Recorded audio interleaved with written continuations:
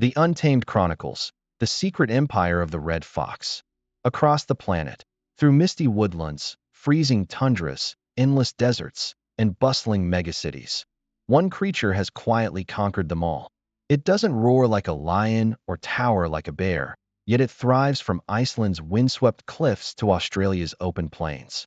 It's the red fox, nature's ultimate survivor, a symbol of intelligence, adaptability, and quiet dominance.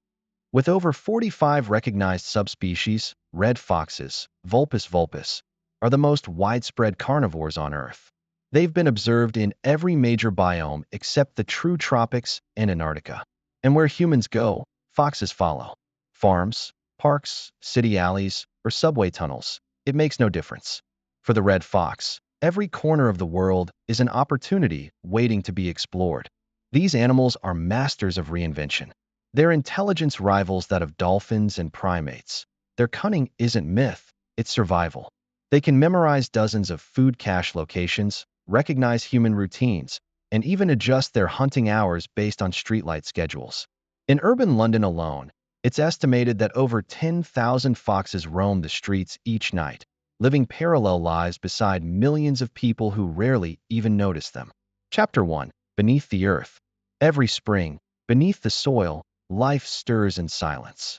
Inside a cozy burrow on a storm-beaten island in the North Atlantic, a vixen named Lyra gives birth to her litter, 3 tiny pups, Ember, Ash, and Sable. Their den smells of damp earth and fur. Their world nothing but muffled heartbeats and warmth. For the first few weeks, they are blind and helpless. But the moment their eyes open, their instincts ignite. They stumble, bite, and wrestle, games that are, in truth, brutal rehearsals for survival. Biologist Dr. Elena Cruz, who spent years filming inside wild dens using hidden infrared cameras, discovered that fox pups begin establishing dominance hierarchies as early as 3 weeks old. It's fascinating and a little savage, she says. The first fights aren't just play. They determine who gets food first, and sometimes, who lives at all. Even as chaos reigns among her young, Lyra remains calm. She doesn't stop their fights, she observes. For foxes, lessons in strength begin early. 1 in 5 pups won't make it out of the den alive, but those who do carry the instincts of thousands of generations. Chapter 2. The Cliffside Kingdom. By the 5th week, the pups venture out into daylight. Above them, gulls circle, and below, the Atlantic crashes against black rock. Their home, hidden within a grassy outcrop, is perfectly chosen, a playground and fortress all in one. Lyra's silvery red coat blends seamlessly with her surroundings, a trait passed down from countless ancestors who survived by vanishing. She's an expert hunter, capable of hearing a mouse squeak 100 feet away, and can leap twice her body length in a single bound. Her senses are sharp enough to detect magnetic fields. Researchers have discovered foxes often pounce facing northeast, using Earth's magnetic lines to pinpoint prey beneath the snow or soil. Her mate, Rowan, provides tirelessly for the family. He brings back everything from seabirds and crabs to scavenged fish tossed ashore by the tides. Foxes are omnivorous opportunists. Their diet can include fruits, insects, and even berries when hunting is lean.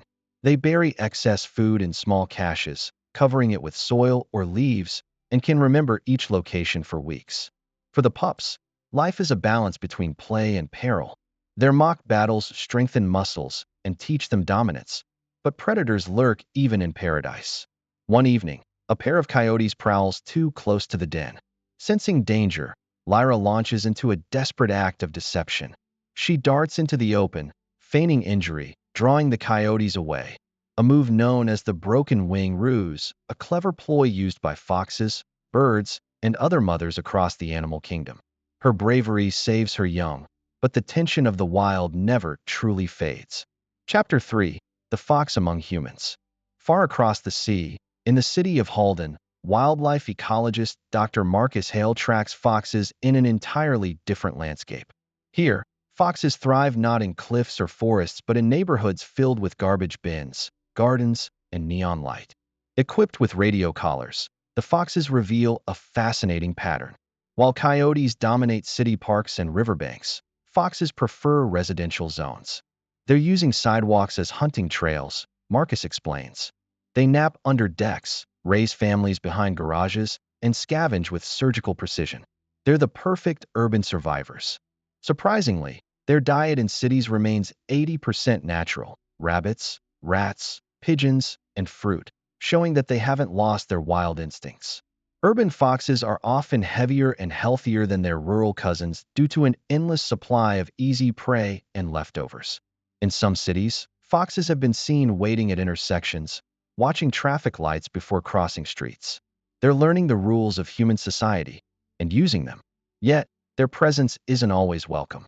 Some homeowners see them as pests, but foxes play a vital ecological role, controlling rodent populations, cleaning up carrion, and even dispersing seeds through their droppings. In ecosystems altered by humans, foxes are quiet custodians of balance. Chapter 4: Trials of the Wild. Back on the island, summer brings both beauty and tragedy. Storms roll in from the sea, battering the cliffs. During one particularly violent night, Sable, the smallest pup, fails to make it through. For Lyra, loss is part of the cycle. Foxes mourn differently than humans, but they do feel grief. Scientists have observed parents lingering near the bodies of lost pups, emitting soft, whimpering calls.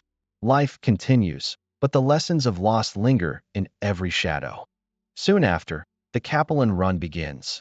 Millions of small silver fish swarm the beaches to spawn, turning the water into a living carpet. The fox family feasts. The surviving pups gorge themselves, their coats glossy from protein-rich meals. Within weeks, they've grown to two-thirds their adult size, sleek and strong. Their white-tipped tails, used as rudders and signals during hunts, flash in the moonlight as they practice stalking and pouncing. Foxes are often described as cat-like canids, and for good reason. Their flexible spines, vertical pupils, and silent steps give them feline grace with canine intelligence. Chapter 5: Leaving the Den. By autumn, the family begins to drift apart. Rowan grows distant, driven by instinct to patrol his territory. Lyra's visits to the den grow shorter. Her pups, once dependent, now fend for themselves. Ember and Ash explore farther each night, their eyes glowing amber in the dark. They follow faint trails of scent and sound, learning to hunt alone. Foxes communicate using over 40 distinct vocalizations: chirps, barks, screams, and clicks, each with subtle meanings. They also use facial expressions and tail positions to convey emotion, forming one of the most complex communication systems among mammals their size. As the first frost paints the island silver, Ember stands on a cliff's edge, wind tousling her fur. Below her, the sea glitters like molten glass. She hesitates, then descends the slope, leaving the only home she's ever known. Her journey has begun, a search for territory, freedom, and the unknown. Epilogue: The Fox's World. From the quiet tundras of Siberia to the neon sprawl of Tokyo, from the rolling fields of France to the forests of Canada, foxes continue to evolve alongside us. They are storytellers of adaptation, embodying nature's clever persistence. For thousands of years, humans have woven them into myths, tricksters, spirits, symbols of transformation. But perhaps the truth is simpler. The red fox is the ultimate opportunist, a creature that refuses to be defined by limits. They teach us that intelligence is not dominance, it's flexibility. Survival isn't about strength, it's about change. And in the silent, watchful eyes of a fox beneath a streetlight or on a cliff's edge, we see a reflection of ourselves, curious, adaptable, always searching for the next horizon. Perhaps, after all, it's not the wild that has entered our cities. It's the fox that has led us into its world.